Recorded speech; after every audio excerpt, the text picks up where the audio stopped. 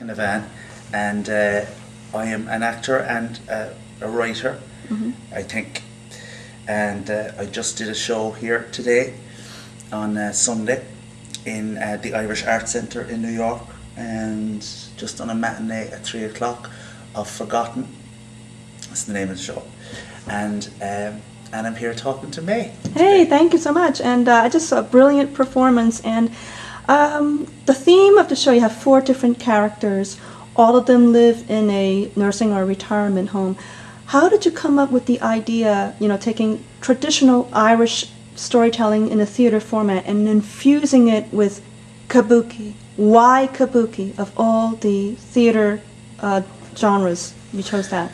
Well, I suppose what I did was, there was no way I could ever study Kabuki, because it is, you know what I mean, it's kind of inherited as a style, and it's so revered in the West, revered as a style. It's such a kind of almost a protected cultural thing in Japan, that what I had to do really was just take elements or my own sort of bastardized version of something, to be like, if it was the other way around. You know what I mean? Somebody would take what they thought was theatrical and was beyond words.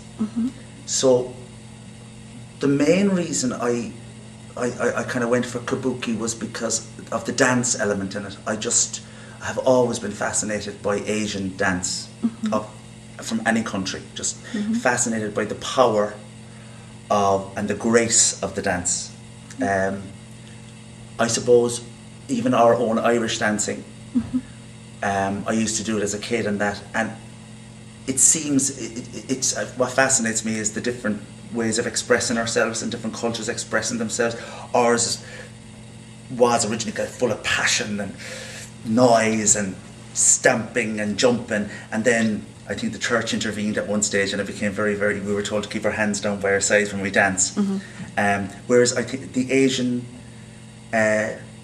theatre and dance and performance always strikes me as being just bubbling over with grace. And I suppose that was one of the main reasons I wanted to enter that kind of a spiritual sort of a culmination of character and dance, so that they would maintain their dignity at all times, and the transitions in the show would be, I hope, graceful and dignified, and because I wanted to go against the typical way of representing old people, really, and the way they move, which is like decrepit and with walking canes, and you know what I mean, with the Zimmer frames and that kind of stuff. And I just thought, no, I want to give this a bit of dignity, so I looked to the east. And I remember there's one particular line in the play that struck me. They're saying that, the Japanese, now there's a crowd that really respects the elderly. How would you correlate that between, I guess, cultural differences, how they respect and treat the elderly between, let's say, the Irish culture and the Asian culture? I mean, what are your thoughts about that? How do you come about with dealing with that? Just, I suppose, from bits of research I did and talking to people, and I kind of, what I gathered was that I suppose that the two cultures at one stage had a lot in common, whereby the 3-generational family living together was common to both cultures.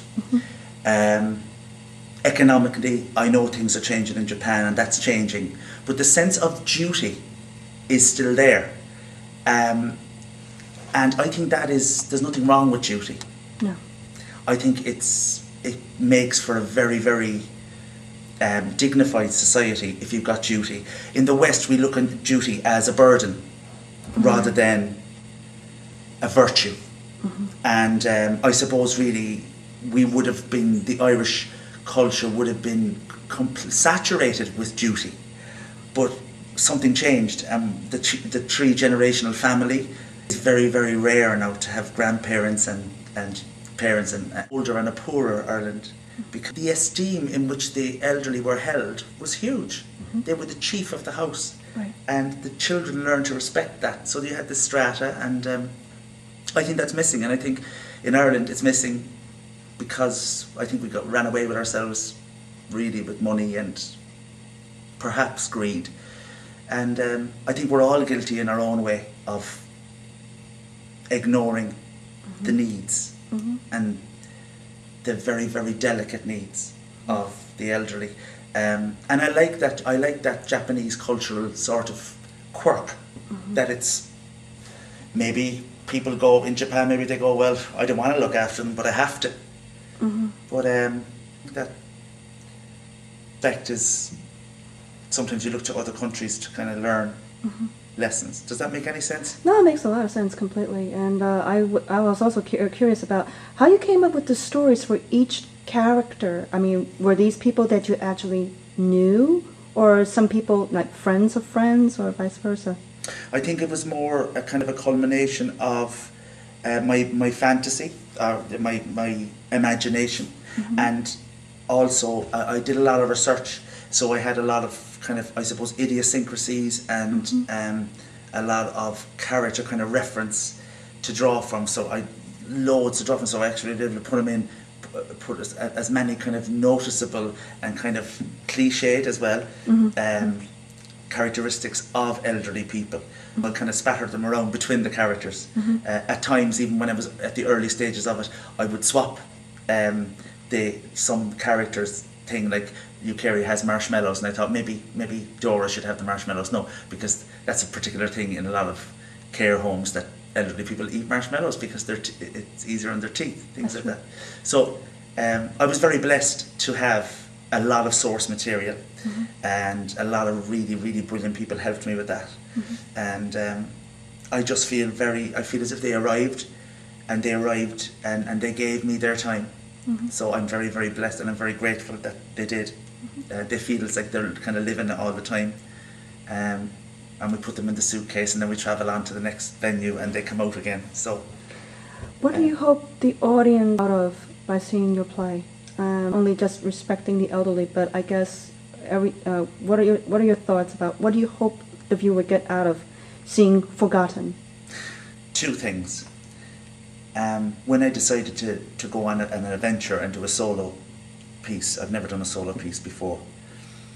One of my main reasons for doing it was I wanted to write a piece that made a difference. I wanted to make a social comment. And this, I suppose, what I'm trying to make is for people to be just aware of the issues of the elderly. That's all. Then people can go and do what they want after that, but I just wanted to stir it up, because there's nothing worse than not talking about it. I wanted to kind of bring it to the surface. So that's one. And number two, so I hope that they would be aware of how they feel about their own aging and those around them aging. Theatrically, what I really earnestly wanted people to see in Forgotten was something that they'd never seen before.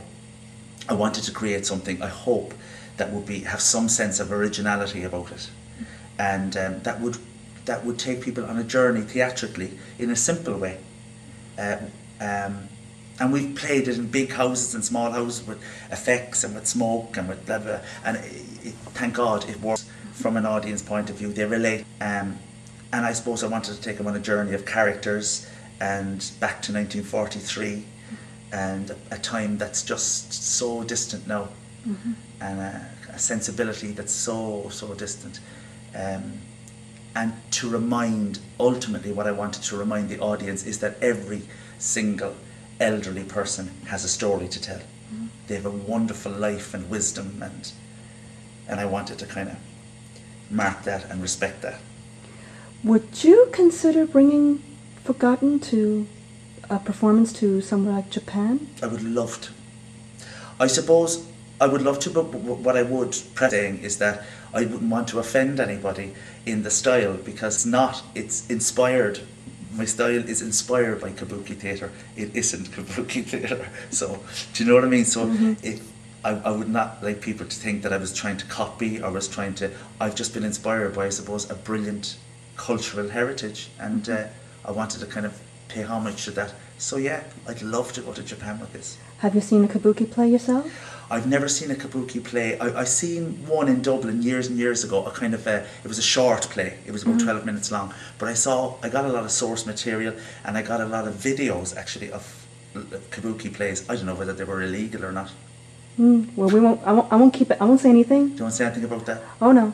Thank you so much for your time. You are so welcome. I'm really, really delighted to be here, and I'm very, very blessed, and thank you for listening to me. Absolutely. Thank you for your time. All right.